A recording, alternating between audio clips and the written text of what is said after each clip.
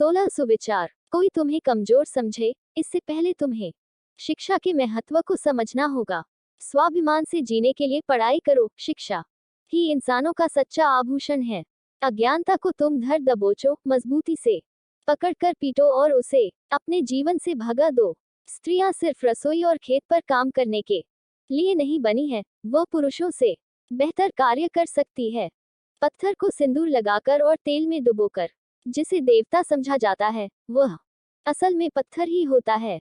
देश में महिला साक्षरता की भारी कमी है, क्योंकि यहाँ की महिलाओं को कभी बंधन मुक्त होने ही नहीं दिया गया। तुम गाय बकरी को सहलाते हो, नाग पंचमी पर नाग को दूध पिलाते हो, लेकिन दलितों को तुम इंसान नहीं, अछूत मानते हो। चौका बर्तन से ज्यादा जरूरी है पढ़ाई। क्या तुम्हें मेरी बात समझ में आई? इस धरती पर ब्राह्मणों ने स्वयं को स्वघोषित देवता बना लिया है। अगर पत्थर पूजने से बच्चे पैदा होते तो नर नारी शादी ही क्यों करते? अपनी बेटी के विवाह से पहले उसे शिक्षित बनाओ, ताकि वह आसानी से अच्छे बुरे का फर्क कर सके।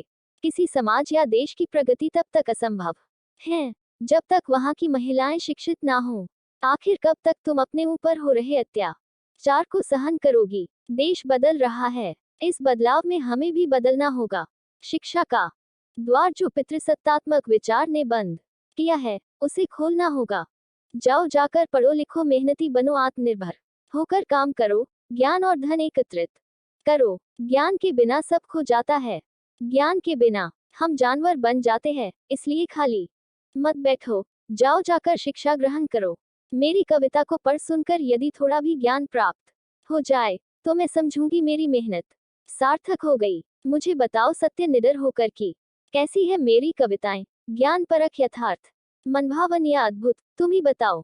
एक सशक्त और शिक्षित स्त्री सभ्य समाज का निर्माण कर सकती है, इसलिए तुम्हारा भी शिक्षा का अधिकार होना चाहिए। कब तक तुम गुलामी की बेड़ियों में जकड़ी रहोगी? उठो और अपने अधिकारों के लिए संघर्ष करो।